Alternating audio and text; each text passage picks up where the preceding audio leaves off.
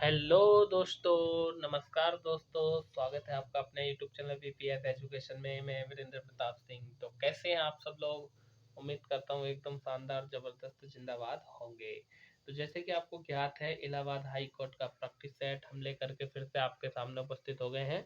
तो चलिए, बातें तो होती ही रहेंगी ना। बातें करने का क्या है टाइम, लेकिन अभी हमारे पास नहीं है। हम बात करेंगे केवल और केवल प्रैक्टिस सेट की। तो 25 क्वेश्चन हिंदी के निपटा देते हैं पहले, ठीक है। बातें करेंगे, अभी मैं भी करूंगा आपसे बात, लेकिन थोड़ा शुरुआत तो कर दें। कहा है कि इनमें से समरस स्वर कौन सा है। तो देखिए, ओ ई ओ अंग। यदि हम बात करें तो समरस स्वर कौन सा है इनमें से? समरस स्वर है ई। ऑप्शन नंबर बी आपका राइट आंसर हो जाएगा। समरस स्वर उन्हें कहते हैं जिसमें कि मुंह खुला रहे, जीवा तालुओं से लगी रहे और जितना हो सके इतना ऊंची जो है तालु और जवान को हम जो है खींच करके बोल सकें, ठीक है। यदि हम बात करें क्वेश्चन नंबर 2 की, क्वेश्चन नंबर 2 में हमसे कहा है कि निम्नलिखित शब्दों पर विचार कीजिए। और ये शब्द अतिशयोक्ति, दुर्गति, मरीचि और निर्धि। कह रहा किस विकल्प में सभी शब्द युग्म शुद्ध हैं। मतलब ये बताओ कि इनमें से कौन कौन से शुद्ध लिखे हुए हैं। हिंदी की वर्तनी से शुद्ध वर्तनी वाला क्वेश्चन है। तो भैया आपका अतिशयोक्ति सही है लिखा हुआ, और यदि हम बात करें तो ये मरीचि भी ठीक है लिखा हुआ, और ये निर्धि भी सही है लिखा हुआ। तो आपका option number c right answer हो जाएगा, ये सही है लिखे हुए। नेक्स्ट क्वेश्चन की बात करें, क्वेश्चन नंबर 3, इसमें कहा है कि निम्नलिखित में कौन शुद्ध शब्द है। मतलब कौन शुद्ध लिखा हुआ है। तो देखिए, दुर्भी संधि, ये ऑप्शन नंबर ए शुद्ध लिखा हुआ है, बाकी सब अशुद्ध लिखे हुए हैं। नेक्स्ट क्वेश्चन की तरफ चलते हैं। नेक्स्ट क्वेश्चन नंबर 4, इसमें कहा है कि निम्नलिखित में से कौन सा शब्द जातिवाचक संज्ञा शब्द नहीं है। मतलब जातिवाचक संज्ञा शब्द नहीं है, ये हमें बताना है। तो देखिए, जातिवाचक वो होता है जिससे सभी की जाति का बोध हो। क्वेश्चन नंबर 4 की यदि हम बात करें तो नर्मदा एक नदी का नाम है, इससे जाति का बोध नहीं होता है। पशु बहुत सारे होते हैं, घर बहुत सारे होते हैं, नदी भी बहुत सारी होती है। तो क्वेश्चन नंबर 4 का आंसर हो जाएगा ऑप्शन नंबर डी। वहीं हम बात करें क्वेश्चन नंबर 5 की, तो इसमें कहा है क्या मुख्य क्रिया के अर्थ को स्पष्ट करने वाली क्रिया को क्या कहते हैं। मतलब जो मुख्य क्रिया होती है उसके अर्थ को जो क्रिया स्पष्ट करती है उसको क्या कहते हैं। क्वेश्चन नंबर 5 में हमसे ये पूछा है। तो उसको कहते हैं सहायक क्रिया, क्योंकि सहायक क्रिया वाक्य के अंत में होती है और यही बताती है क्रिया किस काल में हो रही है। पास्ट में, प्रेजेंट में, फ्यूचर में, यानी वर्तमान में, भविष्य में या भूतकाल में हो रही है। आगे हम बात कर रहे हैं क्वेश्चन नंबर 6 की। क्वेश्चन नंबर 6 में कहा है कि सत्संग में जाने के बाद मन को शांति मिली, दिए गए वाक्य का काल पहचानिए। देखिए, यदि हम बात करें क्वेश्चन नंबर 6 की, तो इसमें क्या है, आसन्न भूतकाल है, ठीक है। क्यों? क्योंकि एक तो भूतकाल का पता ऐसा चल गया कि सत्संग में जाने के बाद यानी चले गए और मन को शांति भी मिल गई, ठीक है। वही हम बात करें क्वेश्चन नंबर 7 की। 7 में क्या कह रखा है? 7 में कहा है कि अत्याचार शब्द में कौन सा उपसर्ग है। तो अति प्लस आचार क्या बन जाएगा आपका? अत्याचार। तो इसका आंसर हो जाएगा ऑप्शन नंबर सी। वहीं हम बात करें क्वेश्चन नंबर 8 की, तो उसमें कहा है कि ये जो अमावस्या शब्द है, अमावस्या का विलोम बताओ। तो देखिए, अमावस्या का जो विलोम होगा वो पूर्णिमा होगा, ठीक है। यानी अमावस्या पर काली रात होती है और पूर्णिमा पर चंद्रमा दिखाई देता है जब पूरा चांद हो जाता है, ठीक है। वहीं हम बात कर रहे हैं क्वेश्चन नंबर 9 की। इसमें क्या कहा है हमसे? 9 में कहा है सहचार्य का विलोम बताओ। मतलब ये जो सहचार्य शब्द है इसका विलोम क्या होगा, ये हमसे पूछा है। तो भैया अलगाव। सहचार्य का मतलब होता है साथ चलना, अलगाव का मतलब होता है अलग चलना या अलग करना। वही हम बात करें क्वेश्चन नंबर 10 की। 10 में क्या पूछा है हमसे कि कंदर्प, पंचसर और पुष्प धनवा यह निम्नलिखित में से किसके पर्यायवाची हैं। तो भैया ये पुष्प धनवा को तो आप जानते ही होंगे, ये कामदेव का पर्यायवाची है। ये तो यहीं से पता चल रहा है, ये सब कामदेव के पर्यायवाची है। आगे चलते हैं नेक्स्ट क्वेश्चन की तरफ। क्वेश्चन नंबर हमारा 11 है। क्वेश्चन नंबर 11 में हमसे पूछा है कि कोणार्क का संधि विच्छेद क्या है। वैसे कोणार्क का मंदिर है, ये उड़ीसा में है ना। तो कोणार्क का संधि विच्छेद हमसे पूछा है क्वेश्चन नंबर 16 में। कोणार्क का जो संधि विच्छेद होगा, जो सही आंसर होगा वो होगा आपका ऑप्शन नंबर डी, यानी कोणा प्लस अर्क। ये हो जाएगा आपका आंसर कोणार्क। हम बात कर रहे हैं क्वेश्चन नंबर 16। हाँ ठीक है। अच्छा, क्वेश्चन छूट गए, ठीक है। एक सेकंड, एक सेकंड। हाँ, हमने कामदेव तक किए थे, नहीं 11 क्वेश्चन किए थे, 12वां क्वेश्चन छूट गया था, है ना। अ, ये कहने का मतलब ये है 10 क्वेश्चन किए थे, 11वां क्वेश्चन यहाँ से है। अनोड़ा शब्द का पर्यायवाची शब्द क्या होगा? मतलब ये जो अनोड़ा है ये किसका पर्यायवाची है या इसका पर्यायवाची क्या होगा? तो कुमारी यानी लड़की की बात कर रहे हैं, ये होगा। क्वेश्चन नंबर 12 की यदि हम बात करें, इसमें कहा निम्नलिखित में से एक समुद्र का पर्यायवाची शब्द नहीं है। मतलब ये जो समुद्र है इसके 3 पर्यायवाची है, एक पर्यायवाची नहीं है, कौन सा है वो हमें ढूंढ कर निकालना है।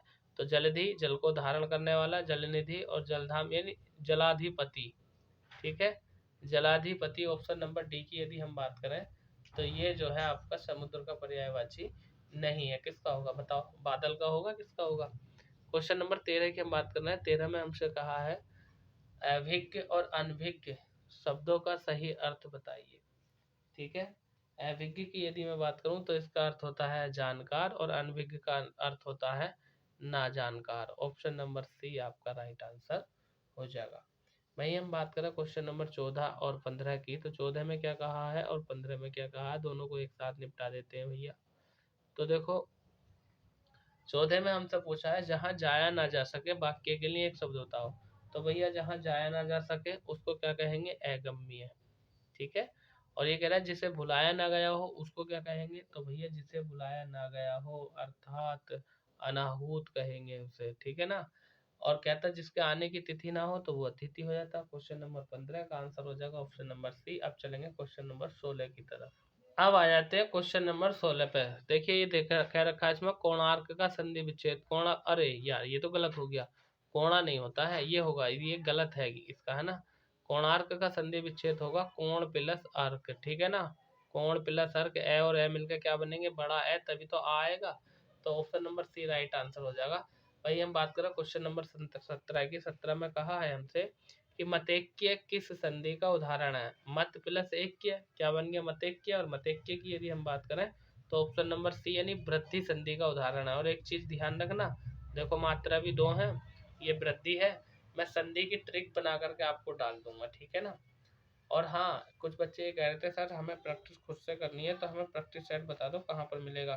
भैया हमारा टेलीग्राम चैनल का नाम है यही है, जो यूट्यूब चैनल का नाम है वही टेलीग्राम चैनल का नाम है। आप टेलीग्राम पर जाकर के सर्च कर लेना BPS एजुकेशन AR, आपको मिल जाएगा। वहाँ पर मैंने प्रैक्टिस सेट डाल रखे हैं ऑलरेडी और आगे भी डालूंगा, ठीक है। तो टेलीग्राम चैनल को ज्वाइन कर लेना, और इलाहाबाद हाई कोर्ट से संबंधित ज़्यादातर जानकारी मैं टेलीग्राम चैनल पर ही देता हूँ, ठीक है। चलिए अगले क्वेश्चन की बात कर रहे हैं। क्वेश्चन नंबर 18, इसमें कहा है हर रोज में कौन सा समास है? मतलब हर रोज मतलब प्रतिदिन कह सकते हैं हम, है नी। तो इसमें क्या होगा भैया? हर क्या है ये? मतलब आपका अव्ययीभाव समास हो गया, यानी उपसर्ग जो आते हैं इसमें आते हैं। क्वेश्चन नंबर 19 की यदि हम बात करें तो 19 में क्या कहा है? गोबर गणेश यह किस समास का उदाहरण है? यानी गोबर गणेश की यदि हम बात करें तो ये कर्ण तत्पुरुष का उदाहरण है। ऑप्शन नंबर सी आपका राइट आंसर हो जाएगा, ठीक है ना। गोबर गणेश ये एक मुहावरा भी होता है ना। अर्थ क्या होता है इसका बताओ। क्वेश्चन नंबर 20 की यदि हम बात करें, 20 में कहा है कि आश्चर्य आचार्य भरत ने रसों की संख्या कितनी मानी है? मतलब जो आचार्य भरत है, जिनको हम भरत मुनि कहते हैं, उन्होंने रसों की संख्या मानी है 8। ठीक है, ये आपका option number D right answer हो जाएगा, जो कि भरत मुनि के नाट्य शास्त्र में 8 रसों की चर्चा की गई है। ठीक है, नेक्स्ट क्वेश्चन की तरफ चलते हैं। क्वेश्चन नंबर हमारा है 21। इसमें क्या कहा है जरा सुन लीजिए। तुलसीदास सीदती निस दिन देखत तुम्हारा निठुराई पंक्ति में कौन सा अलंकार है? ठीक है, क्वेश्चन नंबर 21 की बात कर रहे हैं। तो देखिए इसमें जो अलंकार है वो श्रुत्यानुप्रास अलंकार है, ठीक है ना। अब देखिए अलंकार की यदि हम बात करें तो श्रुत्यानु अलंकार हो गया, श्रुत्यानुप्रास मतलब ये जो है अनुप्रास अलंकार का ही एक भाग है। क्वेश्चन नंबर 21 की बात कर रहे हैं। यदि हम बात करें अनुप्रास अलंकार की तो वहां पर वर्णों की आवृत्ति होती है, और यहाँ श्रुत्यानुप्रास अलंकार की यदि हम बात करें तो इसमें देखिए तैवर्ण यहाँ भी है, तैवर्ण यहाँ भी है, ठीक है, और तैवर्ण यहाँ भी है। वहीं दैवर्ण यहाँ भी है, दैवर्ण यहाँ भी है। और यदि हम बात करें तो तैदय और न की भी आवृत्ति हो रही है, न निस में भी है और न यहाँ दिन में भी है। तो यहाँ पर इन वर्णों की आवृत्ति हो रही है, इसलिए हम कह सकते हैं कि यहाँ पर जो अलंकार होगा आपका ऑप्शन नंबर है श्रुत्यानुप्रास अलंकार होगा। वही हम बात कर रहे हैं क्वेश्चन नंबर 22 की। 22 में क्या कहा है हमसे? 22 में कहा है कि कठिन कार्य में सफलता प्राप्त करना, कठिन कार्य में सफलता प्राप्त करना, इस वाक्य के लिए उचित मुहावरा बताओ। तो क्वेश्चन नंबर 22 की यदि हम बात करें तो गढ़ जीत लेना, ऑप्शन नंबर सी आपका राइट के भैया, इसने तो गढ़ जीत लिया यानी कठिन कार्य में सफलता प्राप्त कर ली।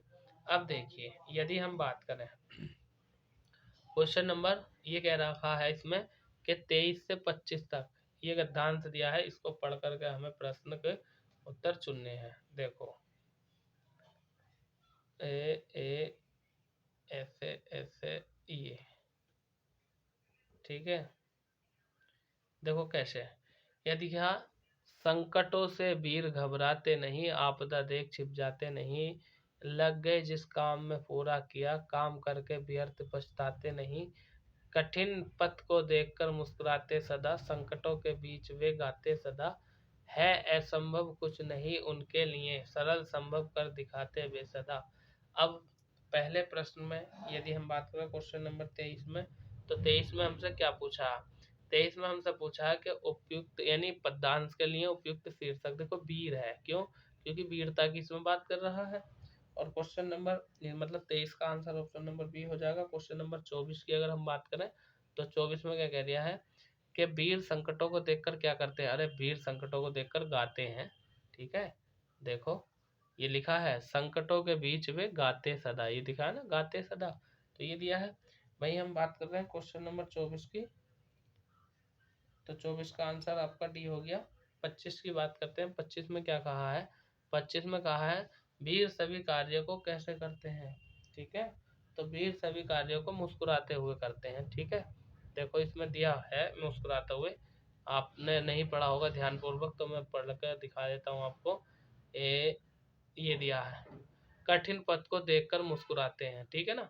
तो ये हो गया भैया, ये आपके 25 क्वेश्चन हो गए हैं हिंदी के। अब हम बात करेंगे अंग्रेजी के बारे में, अंग्रेजी के नेक्स्ट क्वेश्चनों की यदि हम बात करें तो क्वेश्चन नंबर 26 जो कि 25 नंबर की अंग्रेजी आएगी, और अंग्रेजी का ये पहला क्वेश्चन है। इसमें कहा है select the segment in the sentence with the contains the grammatical error, मतलब हमें एरर बतानी है कौन से पार्ट में एरर है, ठीक है। क्वेश्चन नंबर हम बात कर रहे हैं 26 की, ठीक है। तो देखिए 26 के आंसर की यदि हम बात करें तो इसमें कहा है क्या, oh dear the audio in one of the, क्या दिया, ये कैमरे की आड़ में आ रहा है तो मुझे थोड़ा दिख नहीं रहा, on television is not clear at all. देखिए यदि हम बात करें तो वन ऑफ द होता है, ये वन ऑफ द दिया है चैनल, लेकिन यहाँ पर यदि हम बात करें ऑप्शन नंबर सी पार्ट में एरर है, और एरर क्यों है देखो जरा पहचानो। तो यहाँ पर वन ऑफ द चैनल दिया है ना, तो ये है one of the channel, channel के स्थान पर चैनल्स आएगा, यानी इसमें एस लगेगा, बहुवचन का प्रयोग यहाँ पर किया जाएगा, ठीक है। वन ऑफ द चैनल नहीं, वन ऑफ द चैनल्स आएगा, ये मिस्टेक है। आगे चलते हैं क्वेश्चन नंबर 27 की तरफ। वहीं हम बात करें क्वेश्चन नंबर 27 की, तो 27 में क्या कहा है, select the most appropriate option to fill in the blank, मतलब ये दिया है, पहले दिया यू कैन गो टू, ठीक है ना, यू कैन गो टू, देखो नेशनल है, नेशनल से पहले किसका प्रयोग होगा, दा का, तो दा एक तो इसके शुरू में दिया है, एक इसके शुरू में दिया, आगे देख लें। You can go to the national art gallery but I want to visit the zoo, यानी ऑप्शन नंबर बी होगा, दोनों जगह दा आएगा। क्वेश्चन नंबर 27 की यदि हम बात करें, इसमें कुछ बताने का नहीं है, पढ़ लीजिए, जो अपने में सिंगल होती है या अपने में एक अलग विशेषता रखती है उसके साथ डेफिनेट आर्टिकल का प्रयोग किया जाता है। आगे हम बात करना क्वेश्चन नंबर 28 की, 28 में क्या कहा है, select the one option that expresses the given sentence in the indirect speech. देखो भाई, मतलब इनडायरेक्ट स्पीच का कौन सा वाक्य यहाँ पर सही होने वाला है, ये हमसे पूछा क्वेश्चन नंबर 28 में। और 28 की यदि मैं बात करूँ तो इसमें कहा है how beautiful sea is said Betty, यानी जो बेटी है उसने कहा, तो देखो कैसे उसने कहा है, तो ये आ जाएगा तुम्हारा क्वेश्चन नंबर 28 की यदि हम बात करें तो इसमें एक तो एक्सक्लेम्ड आएगा, अब एक्सक्लेम्ड इसमें भी है, इसमें भी है, इसमें भी है, सब में एक्सक्लेम्ड आ गया। अब खुशी के साथ कर दिया तो विद जॉय आएगा, विद जॉय इसमें भी है इसमें भी है। और द बिट्टी आएगा शुरू में, बिट्टी सब में दे रखा है शुरू में। और लास्ट में यानी इज है, इज के साथ क्या आएगा, इसके साथ बाज आएगा, ये दे रखा है। यानी ऑप्शन नंबर ए आपका राइट आंसर यहाँ पर हो जाएगा। ठीक है, आगे हम बात कर रहे हैं क्वेश्चन नंबर 29 की। 29 में क्या कहा है हमसे, जरा ध्यान दीजिए। 29 में कहा है कि select the correct passive form the given sentence, मतलब हमें पैसिव वॉइस बतानी है। कैसे, जरा ध्यान दीजिए, इधर देखते हैं हम। ये क्या रखा है, you can see vast, you can see vast villages sloping into the distance. देखो हम कैसे बनाएंगे इसको, क्वेश्चन नंबर 29 की बात कर रहे हैं। तो सबसे पहले हम ये सी के बाद जो ऑब्जेक्ट होता है उसको ले लेते हैं, यानी बाज, ये बेस्ट वैलीज आ जाएगा। तो बेस्ट वैलीज इसमें भी है इसमें भी है इसमें भी है, सब में दे रखा। उसके बाद यदि हम बात करें तो कैन के साथ क्या आ जाएगा, कैन भी। अब कैन भी इसमें ही दे रखा है एक में। ऑप्शन नंबर सी आपका राइट आंसर हो जाएगा। ठीक है, इसकी ट्रिक बना करके एक वीडियो में डाल दूंगा। ठीक है, एक्टिव पैसिव की डायरेक्ट इनडायरेक्ट की ट्रिक एक वीडियो में डाल दूंगा। क्वेश्चन नंबर 30 में क्या क्या रखा है, 30 में कहा है हमसे कि select the most appropriate meaning of the given idiom, मतलब जो ईडियम दिया है उस ईडियम का हमें अर्थ बताना है। ठीक है, मतलब कौन सा होगा। देखो ये दिया ए बैड एग, ऐसा समझ लो ए माने एक, बैड माने बुरा, एग माने अंडा, यानी एक गलत अंडा। ऑप्शन नंबर क्वेश्चन नंबर 30 की यदि हम बात करें तो क्या हो जाएगा, ये इसका हो जाएगा someone who is dishonest and unreliable. ठीक है, मतलब जो दिखावटी हो, जो रियली न हो। क्वेश्चन नंबर 30 की यदि हम बात करें, हिंदी अर्थ होता है इसका अविश्वसनीय व्यक्ति। वही हम बात करें नेक्स्ट क्वेश्चन की, क्वेश्चन नंबर 31। इसमें क्या क्या रखा है, देखो इसमें कहा है कि, यानी 31 में हमसे कहा है कि select the most appropriate one word substitute for the given words, मतलब ये जो दिया है ए गवर्नमेंट बाय द नोवेल्स, यानी कुलीन, नोवेल्स माने होता है महान या कुलीन, यानी कुलीन लोगों का शासन क्या कहलाता है। क्वेश्चन नंबर 31 की यदि हम बात करें तो ये हो जाएगा सी। ठीक है ना, अरिस्टोक्रेसी। ठीक है, देखो डेमोक्रेसी क्या होता है, लोकतंत्र, और मोनेटरी क्या होता है, राजतंत्र होता है। तो आपका ऑप्शन नंबर सी हो जाएगा। ठीक है, आगे हम बात कर रहे हैं क्वेश्चन नंबर 32 की। 32 में क्या कहा है, 32 में कहा है कि select the Rongli spelled word, मतलब किसकी स्पेलिंग गलत दी है। क्वेश्चन नंबर यदि हम बात करें तो ये इसकी स्पेलिंग गलत दी है, ऑप्शन नंबर बी की, और बाकी सबकी सही दी है। क्वेश्चन नंबर 33 की यदि हम बात करें तो 33 में क्या कहा है, जरा ध्यान पूर्वक सुन लीजिए। 33 में हमसे कहा है, क्वेश्चन नंबर 33 में कि, इसमें कहा है कि select the most appropriate सिनोनियम the given word, मतलब ये जो दिया है ना डिस्पेसिबल, इसका हमें सिनोनियम बताना है, मोस्ट अप्रोप्रिएट सिनोनियम। ठीक है ना, डिस्पेसिबल, डिस्पेसिबल की यदि हम बात करें तो पहले हमें इसका वो पता होना चाहिए, हिंदी अर्थ क्या होता है। इसका अर्थ होता है घृणित, और घृणित की यदि हम बात करें तो इसका ऑप्शन आपका ऑप्शन नंबर सी बैठेगा। ठीक है, यानी कॉन्टेम्पटिबली। ठीक है, कॉन्टेम्पटिबली। आगे बात कर रहे हैं क्वेश्चन नंबर 34 की। 34 में क्या क्या रखा हमसे, 34 में कहा है कि, यानी मोस्ट अप्रोप्रिएट सिनोनियम पूछा है। इसमें सिनोनियम का मतलब होता है पर्यायवाची। ठीक है, क्या दिया है, फ्लैंटिंग। ये जो फ्लैंटिंग है, पहले तो हमें इसका हिंदी अर्थ पता होना चाहिए क्या होता है। फ्लैंटिंग का हिंदी अर्थ होता है अस्थायी या क्षणिक। ठीक है, और ये किस में है, आपको ऑप्शन नंबर सी में, मोमेट्री। ठीक है ना, ऑप्शन नंबर सी में दे रखा। ठीक है देखो अगले क्वेश्चन की बात करते हैं, क्वेश्चन नंबर 35। 35 में क्या क्या रखा है, 35 में क्या रखा है, select the most appropriate antonym of the, यानी एंटोनियम का मतलब होता है उल्टा, यानी विलोम शब्द बताना हमें। ठीक है ना, एडमोनिस। एडमोनिस की यदि हम बात करें तो इसका हिंदी अर्थ क्या होता है, इसका हिंदी अर्थ होता है भैया धिक्कारना या चेताना। धिक्कारना या चेताना, तो इसका हो जाएगा अप्लाउड, यानी ऑप्शन नंबर ए आपका राइट आंसर हो जाएगा।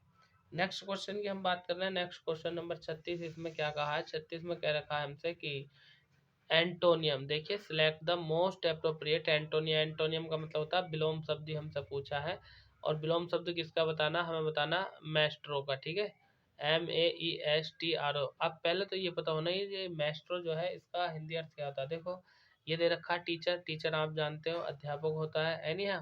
और कॉनिन्सियर को भी आप जानते होंगे। और यदि हम बात करें, हमें जो बताना है वो मैस्ट्रो का बताना है। तो मैस्ट्रो का हिंदी अर्थ क्या होता है?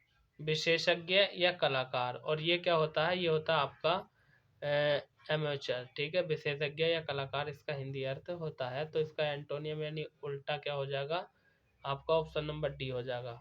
अब डी की यदि हम बात करें तो इसका हिंदी अर्थ क्या होता है? हिंदी अर्थ होता है इसका नौसिखिया या शौकीन या तजर्बेहीन, ठीक है। आगे चलते हैं दोस्तों नेक्स्ट क्वेश्चन की तरफ।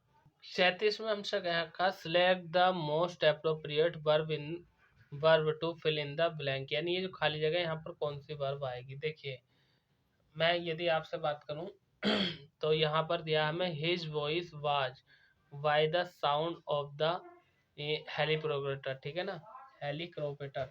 तो देखिए यहाँ पर यदि मैं बात करूँ पैसिव वॉइस की बात कर रहा, मतलब सॉरी पैसिव वॉइस की बात नहीं कर रहा, हिज वॉइस उनकी आवाज, उसकी आवाज बाजमाने थी, कैसी थी? ड्रवन थी या ड्रवंड थी या ड्रवंड थी। तो इसका ऑप्शन नंबर डी यानी ड्राउनेड आ जाएगा, ये आपका सही आंसर होगा, करेक्ट, ठीक है। आगे हम बात करते हैं क्वेश्चन नंबर 38 की। 38 में क्या क्या रखा है? तो पैसिव वॉइस की यदि हम बात करें तो डूबने या डुबाने के सेंस में वर्ब की थर्ड फॉर्म, ठीक है, क्या आएगी? ये ड्रोनेड आ जाएगी, ठीक है ना, ड्रोनेड आ जाएगी। क्वेश्चन नंबर 38 की हम बात कर रहे हैं। 38 में क्या कर रहा है? इसमें फिल इन द ब्लैंक, यानी ये कहा है the artist will arrive in hours, ठीक है।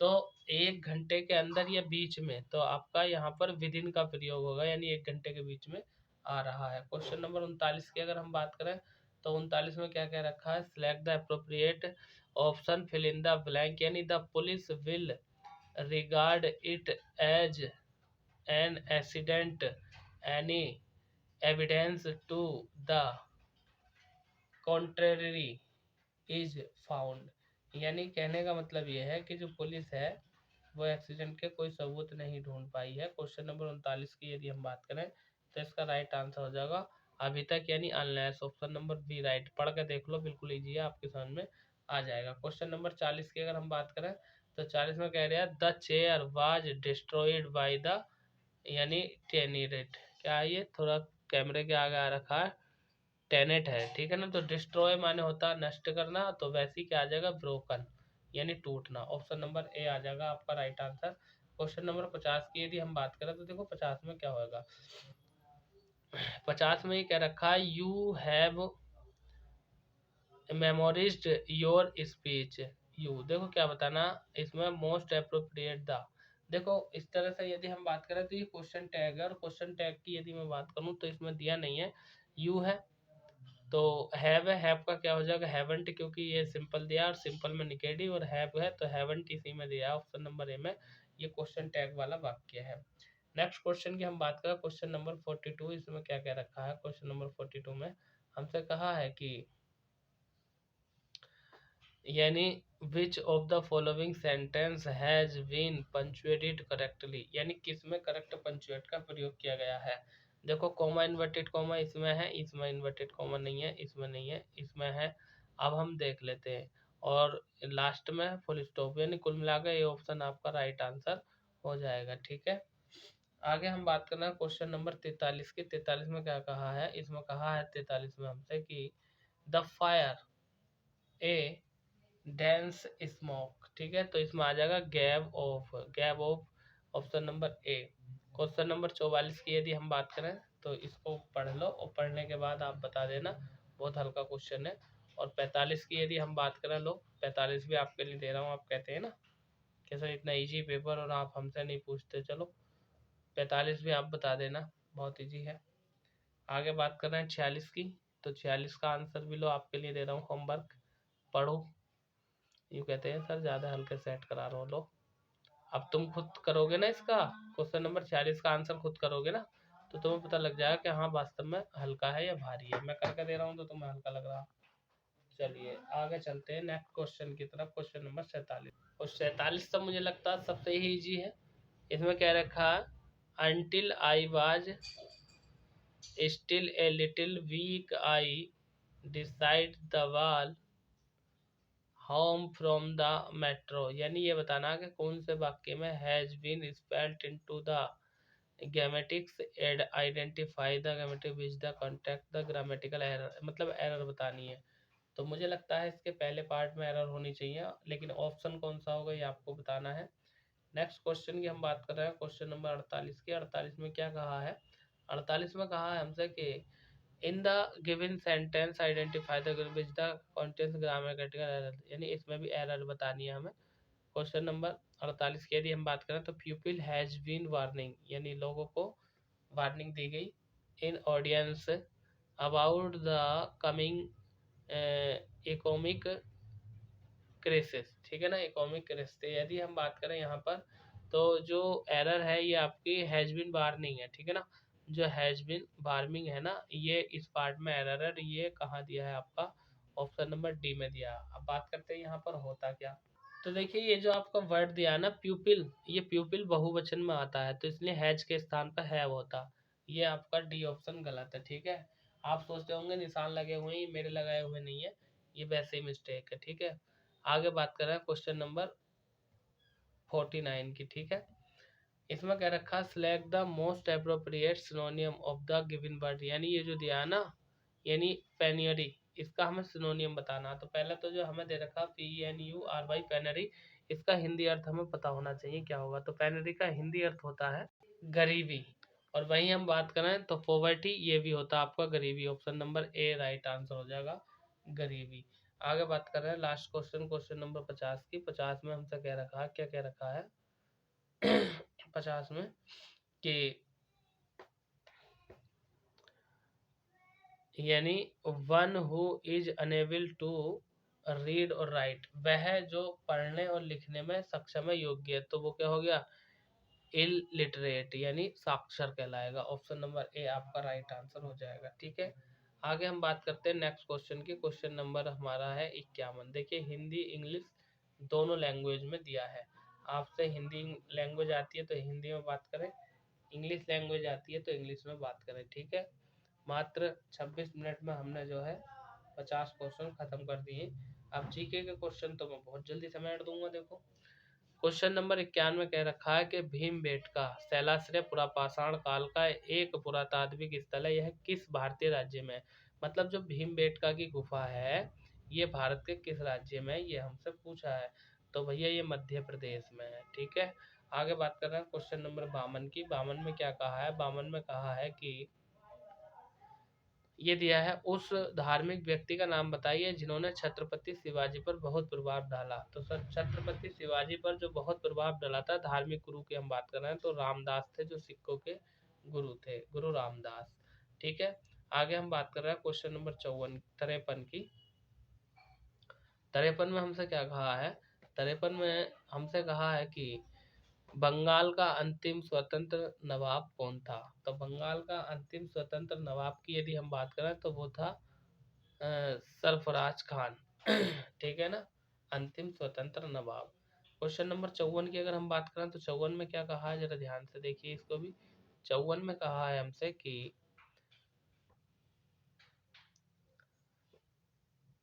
भारतीय स्वतंत्रता संग्राम के दौरान निम्नलिखित में से किसने फ्री इंडियन लीजन नामक सेना बनाई थी? यानी फ्री इंडियन लीजन नामक सेना बनाने वाले जो व्यक्ति थे वो थे सुभाष चंद्र बोस, ठीक है ना।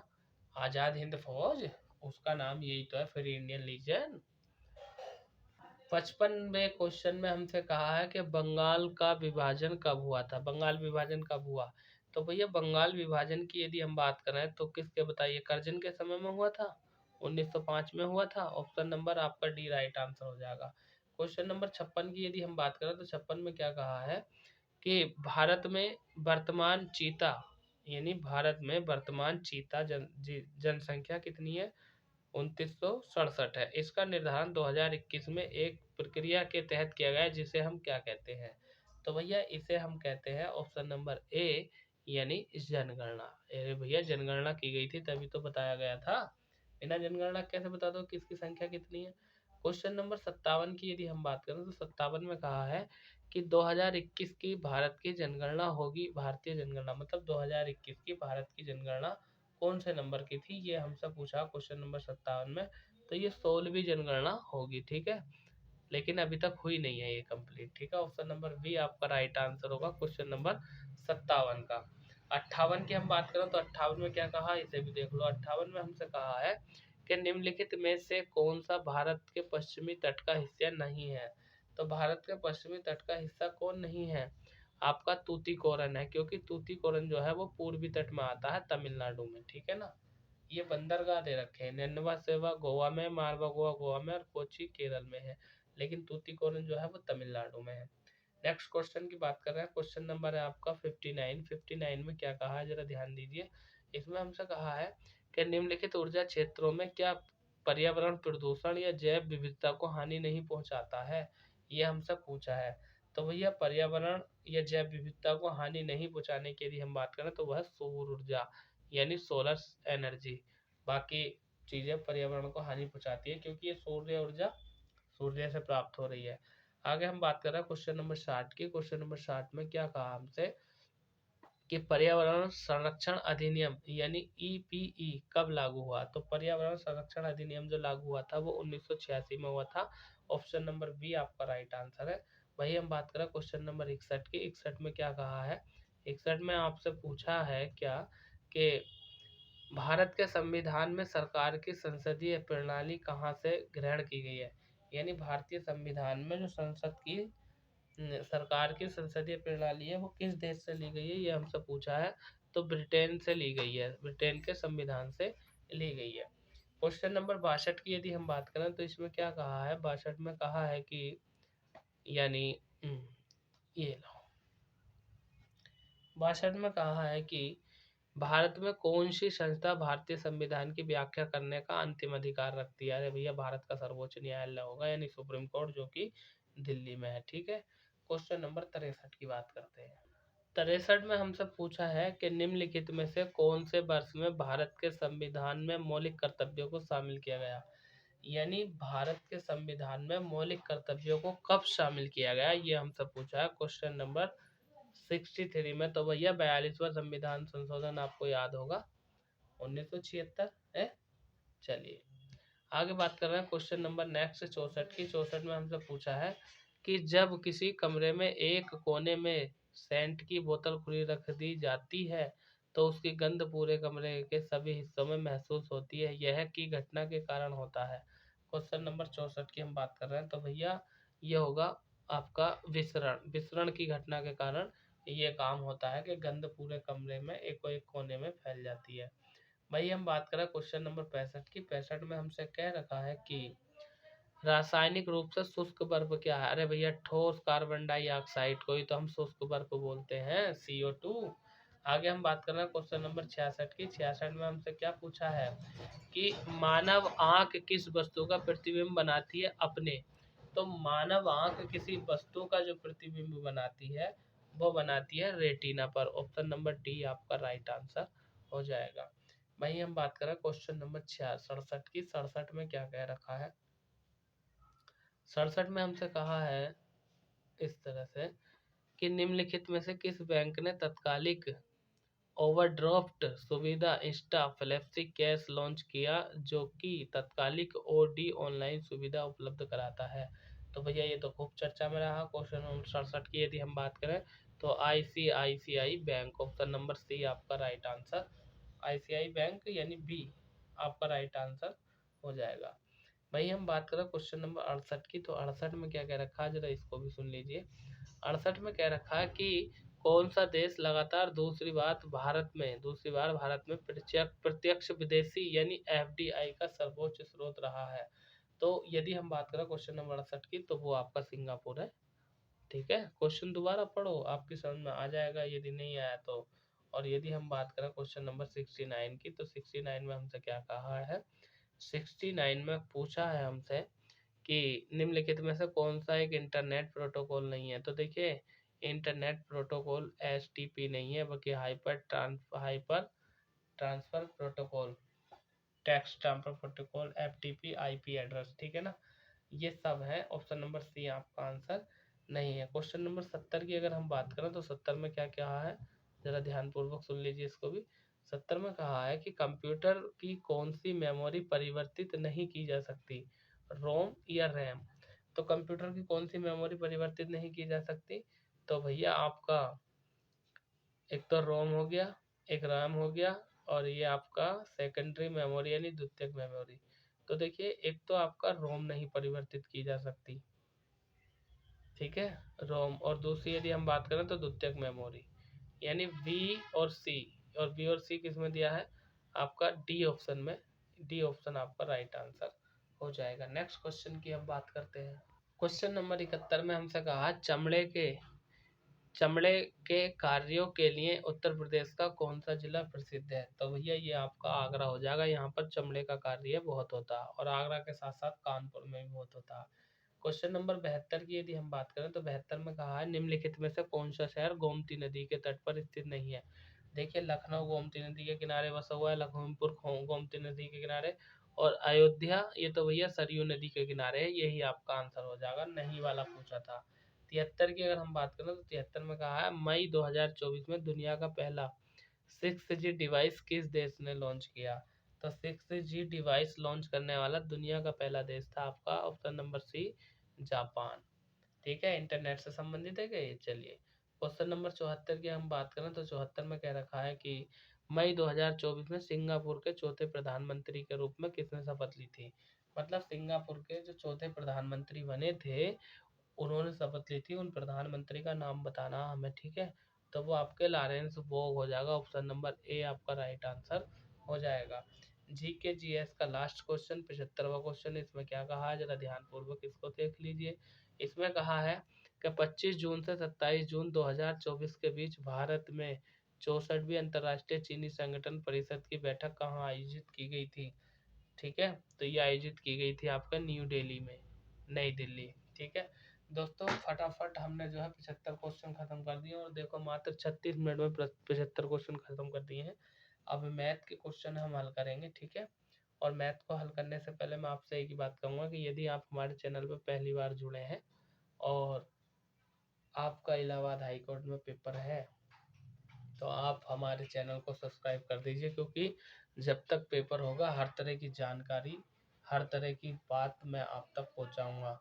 रिटन एग्जाम के बारे में, आंसर की के बारे में, रिजल्ट के बारे में, टाइपिंग के बारे में, शॉर्ट हैंड के बारे में फुल जानकारी आपको इस चैनल के माध्यम से मिलेगी। तो इसलिए चैनल को सब्सक्राइब जरूर कर लेना। मेरा नाम वीरेंद्र प्रताप सिंह है, मैं आपके यूपी से ही हूँ। तो कहने का तात्पर्य यह है कि ये मेरी आपसे रिक्वेस्ट है, प्लीज़ चैनल को सब्सक्राइब ज़रूर कर देना, और साथ में वीडियो को लाइक करके अपने यार दोस्तों में शेयर कर देना, ठीक है। देखिए क्वेश्चन नंबर 76 की यदि हम बात करें तो इसमें क्या कह रखा? इसमें कह रखा है कि यदि a+b+c 11, b+c 38 हो तो a⁻3 b⁻3 c⁻3 -3bc किसके बराबर है? देखो कक्षा 6, 7, 8 का सवाल है। a+b+c⁻3 का फार्मूला खोल देंगे तो आराम से इजीली आंसर इसका ये आ जाएगा 77। ठीक है, इसको हल करने की जरूरत है भी नहीं, अगर a+b+c⁻3 का फार्मूला आपको याद है तो आराम से हो जाएगा, है ना। आगे देखो क्वेश्चन नंबर 77 में क्या कह रखा हमसे। ठीक है, 77 में हमसे कह रखा है यदि एक 9 अंकों की संख्या इतने कॉमा इतने से विभाज्य हो तो y के न्यूनतम संभव मान के लिए 4x माइनस y का मान क्या होगा? देखो 4x माइनस y के मान की यदि हम बात करें तो ये है 32x, 411 5 और y 2 और 88 से विभाज्य है। तो y के लिए देखो संभाव्य मान की हमसे बात कर रहे हैं आप। चलिए मैं इसको हल करके ही दिखा देता हूँ आपको। क्वेश्चन नंबर 77 की बात कर रहे हैं, पहले मैं थोड़ा स्लाइड को छोटा कर लेता हूँ, ठीक है। चलिए देखिए अगर हम बात करें इसकी, तो जैसे कि यहाँ पर दिया 88, अगर मैं इस संख्या को करें, यदि 9 अंकों की संख्या ये वाली, इसे अगर मैं 8 से विभाज्य करूँगा ना, तो 8 से विभाज्य जो होगी वो 88 से, यानी 8 से विभाज्य मैं यदि करूँगा इसे, तो 8 से विभाज्य करने के लिए y के लिए एक मान रखना होगा। और यदि मैं इसे 11 से विभाज्य करूँगा तो 11 से विभाज्य करने के लिए मुझे 31 मान रखना होगा। देखो अगर मैं इसे करा भी दूंगा तो आपकी समझ में आगा नहीं ये सवाल, ठीक है। बहुत डिफिकल्ट है, लेकिन फिर भी मैं करके बता देता हूँ कि कैसा होगा ये, ठीक है। देखो ये जो संख्याएं दी है ना, इनको 2 चरणों में तोड़कर और मैं इनको जोड़ना शुरू कर दूंगा। यानी 3, ये 3 प्लस में x रख लूँगा, प्लस इसके बाद क्या रख लूँगा, ये वाला 1, यानी एक छोड़ के इसमें जोड़नी है और एक छोड़ के y के साथ जोड़नी है। देखो समझो, यानी 3 plus x plus 1 plus 5 plus 2 ये रखूँगा, और ये लगभग का चिन्ह होगी। लगभग किसके बराबर होगा, लगभग होगा एक छोड़ के इसके साथ लिख दूंगा मैं, क्या लिख दूंगा, 2 प्लस 4 प्लस 1 प्लस 22, और सबके बटे में मैं 11 रख दूंगा। अब जब इसका तोड़ जोड़ करेंगे हम, तो यहाँ से क्या आएगा, यहाँ से आ जाएगा आपका 11 प्लस x आ जाएगा, ठीक है। और यदि हम बात करें तो लगभग, ये लगभग का चिन्ह होता है इस तरह से, यहाँ से कितना आ जाएगा, ये 8, और यदि मैं बात करूँ यहाँ से आएगा 8, सबके बटे में 11 चलेगा, तो कुल मिलाकर के x का मान कितना आ जाएगा, 8। और यदि हम बात करें तो रिएक्शन बनेगी 4x माइनस के 22, इसका हमसे मान पूछा है ना, देखो 4x माइनस के 22, अब 22 की जगह मैं कितना लेकर चलूंगा, ठीक है, देखो बराबर 32। अब 32 में 8 के लिए कितना बताया था मैंने, 1 होएगा, तो 32 में से 1 घटा दूंगा तो लगभग 31 मेरा आंसर आ जाएगा। तो ये बहुत बेहुदा, बहुत बेकार सवाल है। आगे चलिए, क्वेश्चन नंबर 78 की यदि हम बात करें तो 78 में हमसे क्या पूछा है, संख्या 1 प्लस 3 प्लस 5 प्लस 7 बराबर होगा 2n का मान क्या होगा। तो देखो इसके लिए क्या करना है, इसके लिए हमें एक फॉर्मूला यूज करना है, और उस फॉर्मूले की यदि हम बात करें तो ऑप्शन नंबर आपका जो वी है, ये फॉर्मूला है, इस फॉर्मूले में मान रख दो, आपका आंसर आ जाएगा, ठीक है। एन क्या होता है, पदों की संख्या, ठीक है ना, प्रथम पद ये ले लो एन, और इसका सर्वांतर डी निकाल के इस फार्मूले में मान रख दो, आपका आंसर आ जाएगा, ठीक है। हार्ड है सवाल, इंटर का है। क्वेश्चन नंबर 79 की अगर हम बात करें तो इसमें कह रहा है, वह छोटी से छोटी संख्या ज्ञात कीजिए जिसे 12, 18, 24 और 30 से विभाजित करने पर हर मामले में शेषफल के रूप में 4 बचता है, जब इसे 7 से विभाजित किया जाता है तब कोई शेषफल नहीं बचता। तो देखो यहाँ पर 3 संख्याएं दी हैं, 3 नहीं 4, क्या दिया है, 12, 18, 24 और 30। भैया इस सबका लैसे निकाल दो। यदि मैं 12 और 18 और 24 और 30 इसका लैसे निकालूंगा, तो इसका लैसे निकल कर कितना आएगा, इसका लैसे निकल कर आएगा 364। अब वो क्या कह रही है, वो कह रही है कि हर मामले में शेषफल कितना बचता है, 4 बचता है। अब 364 में मैं 4 जोड़ दूंगा तो कितना आ जाएगा आपका, 368 आ जाएगा। अब 368 आ जाएगा, ठीक है ना। अरे इसका लेसर निकालेंगे, 360 आएगा भैया, इसका लेसर 360 आएगा, 4 जोड़ दूंगा तो 364 आएगा, ठीक है। लेसर 60, 364, और आपका 364 कहाँ है, ऑप्शन नंबर टी में आपका आंसर है। देखो यदि हम बात करें क्वेश्चन नंबर 80 की, 80 में क्या करना है, देखो इसको हल करना है। आप कैसे करोगे, पहले भाग करो फिर इसको हल करो। ये तो जो बोर्ड मास के नियम का क्वेश्चन है, बोर्ड मास का नियम जो होता है, पहले भाग करो फिर गुणा करो फिर जोड़, और लास्ट में क्या करो, घटाना। ये तो इजी क्वेश्चन है, आसानी से हो जाएगा, ठीक है। आगे चलते हैं नेक्स्ट क्वेश्चन की तरफ। 81 में हमसे कहा है क्वेश्चन नंबर 81 में कि 12 संख्याओं का औसत 42 है। देखो पहले योग निकाल लो, 12 का योग, 12 का योग निकालेंगे तो कितना हो जाएगा, 12 गुणा 42, ठीक है। कितना आ जाएगा, ये आ जाएगा आपका 12 दूनी 24 का 4, हासिल लगे 2, और 12 चौक 48 और 2, यानी 504 आ जाएगा ये। आगे हमसे क्या कह रिया है, औसत 42 है, 5 संख्याओं का औसत कितना है, 40। तो 5 का योग निकाल लो, 5 का योग निकाल लो, यानी 5 गुणा 40, तो कितना आ जाएगा, गुणा करूंगा 200। फिर आगे हमसे कह रिया है औसत 40 है, और पहली 4 संख्याओं का औसत 44 है। तो पहली 4 संख्याओं का, यानी 4 का निकाल लो, तो 4 गुणा 44, ये कितना आ जाएगा, 176 जब मैं इनकी गुणा करूंगा तो।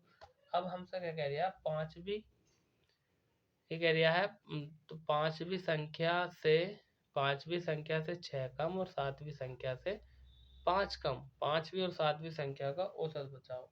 तो देखो भैया, पांचवी संख्या की यदि हम बात करें तो ये कह रही है 6 से कम हो, 6 और 7 से और 5 से कम हो। देखो एक मान लेंगे हम, 7 से कम x प्लस 6 मान ली, और 6 से कम कितनी हो जाएगी, x प्लस 5 हो जाएगी।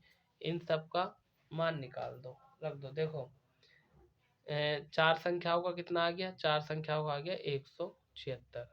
उसके बाद पांचवी x प्लस 6 और x प्लस 5, ये आ गई प्लस। अब कितनी है, यानी 5 संख्याओं का अगला कितना है, ये हो जाएगा आपका 200 और बराबर टोटल सबका कितना है 504 504 ये दे रखा है ना 12 का। और सबके बटे में कितना कर दूंगा, सबके बटे में कर दूंगा मैं, मतलब जो है इसका 5 भी और 7 भी 2 का औसत पूछ रहा है ना, तो सबके बटे में 2 कर दूंगा, ये यहाँ नहीं रहेगा।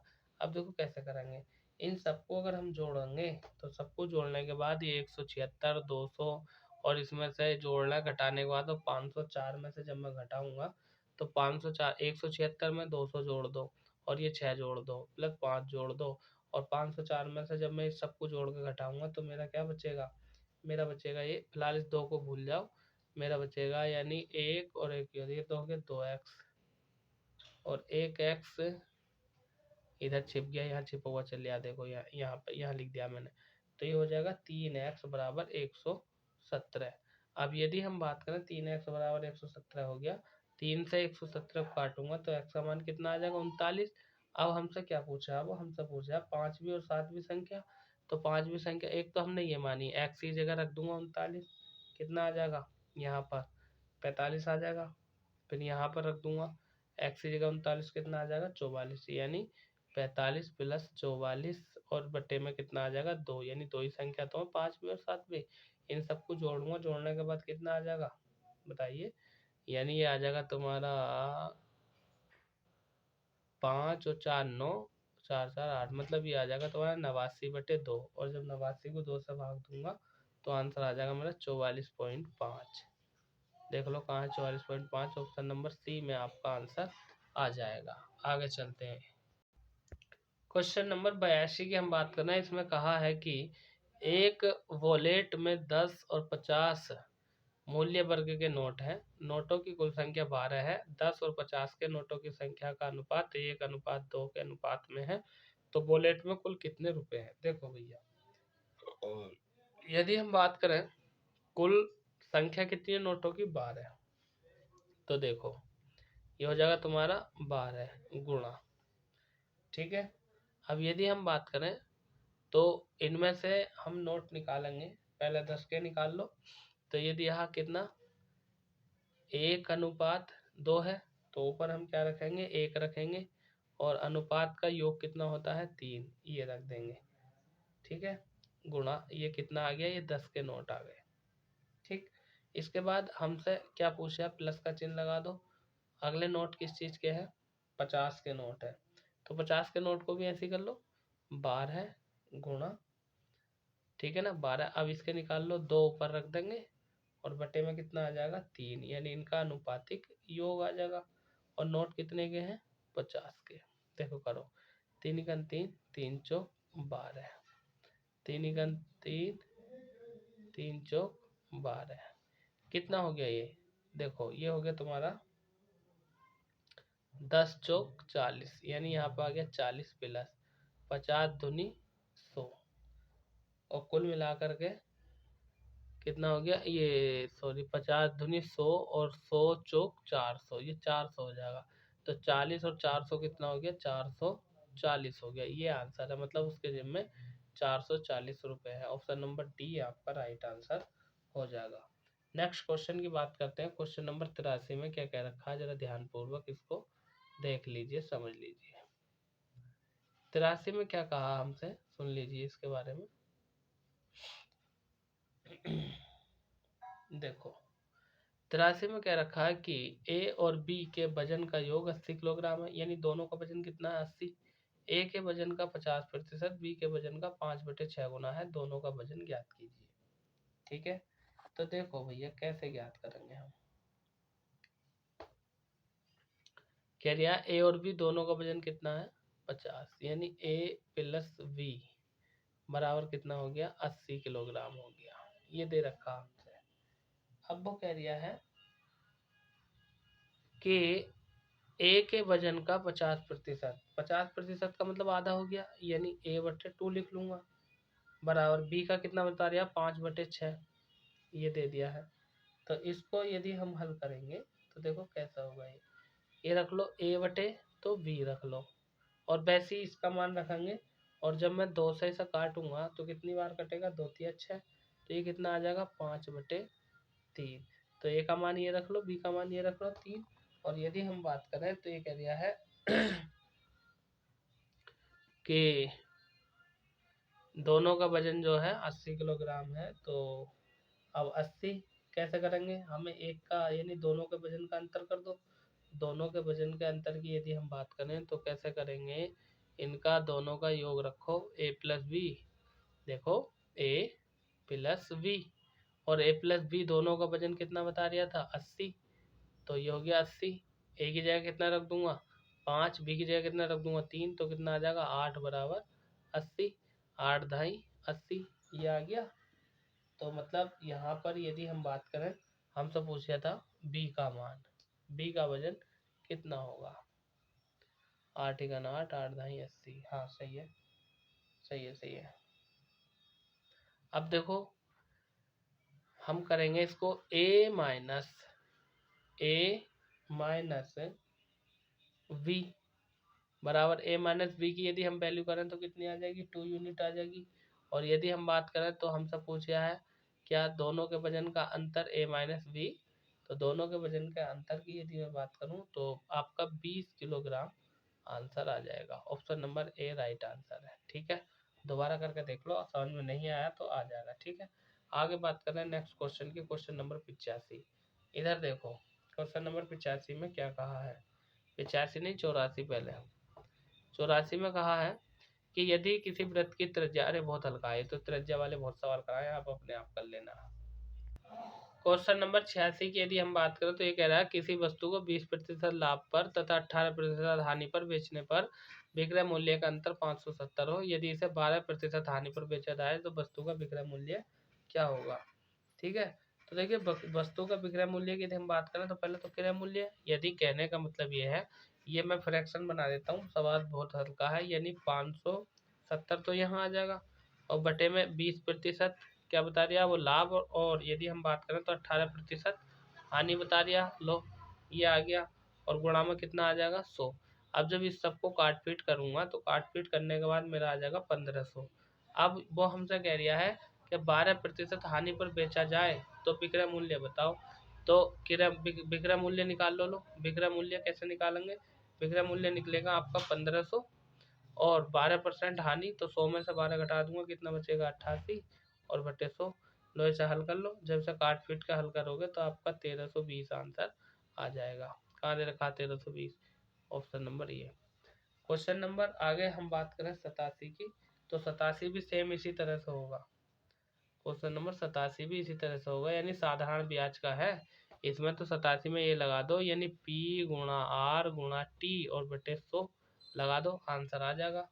ठीक है, और यदि हम बात करें नेक्स्ट क्वेश्चन की, नेक्स्ट क्वेश्चन हमारा इस प्रकार है 88 की यदि हम बात करें, एक मिनट, तो 88 में एक फार्मूला लगा देना, 88 में एक फार्मूला लगा देना कि A बराबर P और 1 प्लस R बटे 100 और इसकी पावर 2, ये वाला फार्मूला लगा देना, आपका आंसर आ जाएगा 88 में। 89 की बात कर लेते हैं। 89 में हमसे कह रखा है कि 15,000 की धनराशि ABC के मध्य इस प्रकार इस तरह से विभाजित किया जाना है जिन्हें की क्रमशः 20%, 30%, 50% प्राप्त हो। ए को उतनी ही धनराशि प्राप्त हुई जितनी की उसने धनराशि बंटवारे में मिली थी, जिसे उन तीनों के मध्य 50%, 30%, 20% में विभाजित किया गया है। ज्ञात कीजिए कि बी को उन दोनों बंटवारों में कुल कितनी धनराशि मिली। क्वेश्चन नंबर 89 की यदि हम बात करें तो इसमें कुछ नहीं करना है तुम्हें। देखो मैं फ्रैक्शन बना देता हूँ, मान लो उसे कितनी राशि मिली, एक्स राशि मिली, तो पहले तो दे रखा तुम्हारा कितना 15, 1,50,000 दे रखा है, 1,50,000। ठीक है, कितने परसेंट मिला था बी को मिला था ABC, यहाँ देखो बी को लिया है 20% गुणा 20% बराबर एक्स मान लो, और इसका कितना मान लो इधर 50%। जब इसको हल करोगे तो यहाँ पर एक्स का मान कितना आ जाएगा आपका 60,000 रुपये आ जाएगा। लेकिन बी का बंटवारा पूछ रहे हैं, बी का बंटवारे की यदि हम बात करें तो ये हो जाएगा, कुल राशि कितनी है 1.5 लाख है। ठीक है, और बी का हिस्सा कितना है, बी का हिस्सा ये देखो ये 30% है, तो गुणा 30 आ जाएगा, 30 और बटे कितना आ जाएगा 100, प्लस 60,000 पहले मिली थी सर, तो प्लस आगे को लिखना तो मैं यहाँ लिख रहा हूँ 60,000 और गुणा 30 बटे 100, इसे हल कर लो, आपका आंसर आ जाएगा। लगभग 63,000 के आसपास आएगा। ऑप्शन नंबर बी आपका राइट आंसर हो जाएगा। ठीक है। क्वेश्चन नंबर 90 में क्या कहा है, जरा इसे सुन लीजिए। 90 में कहा है एक मिश्र धातु में तांबे और टिन का अनुपात इतना है, यदि मिश्र धातु में 250 ग्राम तांबा मिला दिया जाता है तो उपस्थित तांबा में अनुपस्थित टिन की मात्रा दुगनी हो जाती है, तो मिश्र धातु में टिन की मात्रा ग्राम में बताइए। देखो कैसे करेंगे इसे हम, ध्यान दीजिए। तांबे की मात्रा निकालो। देखो 2:3 है, तो तांबा कितना हो जाएगा, तांबा हो जाएगा आपका 3x। और यदि हम बात करें तो टिन है, यहाँ पर लिख लीजिए टिन। टिन कितना हो जाएगा 2x। 1 मिनट, ये भी दिक्कत कर रहा है। ठीक है। अब प्रश्न के अनुसार वो कह दिया है यानी दुगना हो जाता है, यानी 3x प्लस के 250 क्या है मिला दिया इसमें, टिन में 250 ग्राम तांबा मिला दिया। किसमें मिलाया है 2x, यानी इसमें तो अनुपात कितना हो रहा है इनका, यानी इनका ले लो अंतर निकाल लेंगे तो इसका ये हो जाएगा 2/1। अब इसकी गुणा इसमें, इसकी गुणा इसमें, निकाल लो x का मान। जब क्रॉस मल्टीप्लाई करके निकालोगे तो x का मान आ जाएगा 250। लेकिन हमने x का मान है, हमें तो ये निकालना है 2x, तो 250 को हम गुणा कर देंगे किससे, अरे ये है ना 2x, तो 2 गुणा 250, और 250 दूनी कितना होता है 500। ये आंसर आ जाएगा आपका option number D. Question number 91 की अगर हम बात करें तो ध्यान दीजिए 91 पे। तो 91 बहुत ही ईजी है, आप एक बार पढ़ कर देख लें। 91, 92, 93, ठीक है, ये बहुत ही ईजी क्वेश्चन है। देखो 92 भी देखो, थ्योरी लंबी है, इस चीज़ से डरना मत। ठीक है, स्क्रीनशॉट लो इसका। 93 देखो, ये भी बहुत ईजी है, स्क्रीनशॉट लो इसका। ठीक है, बहुत ईजी है, पढ़ कर देख लेना। नहीं हो तो ये उनके लिए चैलेंजेबल सवाल है। क्वेश्चन नंबर 94 जो ये कहते हैं कि हल्का प्रैक्टिस सेट करा रहे हैं। ठीक है, 1 घंटे से ज़्यादा वीडियो बनाऊंगा नहीं, जितना होगा 1 घंटे में, क्योंकि ज़्यादा लंबी वीडियो बच्चे देख नहीं पाते हैं। आगे चलिए। 95 में क्या कहा है कि ए और बी की वर्तमान आयु का अनुपात यह है। देखो इसको मान लो 8x और इसको मान लेंगे 9x, और अनुपात हटा के हम बटे में लिख देते हैं, ये हो गया। कह रही है 9 वर्ष के बाद, तो 9 इसमें जोड़ दो और 9 ही इसमें जोड़ दो। अनुपात कितना हो रहा है 19:21, तो भैया 19/21 ही से कर दो। इन सबको हल कर लो, x का मान निकाल लो, और जो x का मान आएगा वो यहाँ पर रख देना। ठीक है, आपका आंसर आ जाएगा। कुल मिलाकर यदि मैं बात करूं तो x का मान यहाँ पर आ जाएगा 6। x का मान 6 आ जाएगा। हमसे पूछ लिया है इसमें क्या कि c की वर्तमान आयु बताओ। ठीक है ना, c की वर्तमान आयु की यदि हम बात करें तो इसके लिए कोई बड़ा प्रश्न, बड़ा सवाल खड़ा नहीं होता है। तो 9x माइनस के 3 करके आप अपना आंसर निकाल देना। क्वेश्चन नंबर नेक्स्ट बात करते हैं 96 की। तो 96 को पहले सही से देख लो। देखो इसमें कहा है कि निम्नलिखित पाई आरेख फलों की दी गई दुकान ए और बी उपलब्ध फलों के लिए क्या है, जरा ध्यान दो। क्यों दिक्कत कर रहा भाई, देखो ये फल ए की दुकान है, ये फल बी की दुकान है। ठीक है ना, पाई चार्ट वाले क्वेश्चन है। अमरूद 10%, आम इतने और ये इतने। ठीक है, आराम से हो जाएंगे सवाल।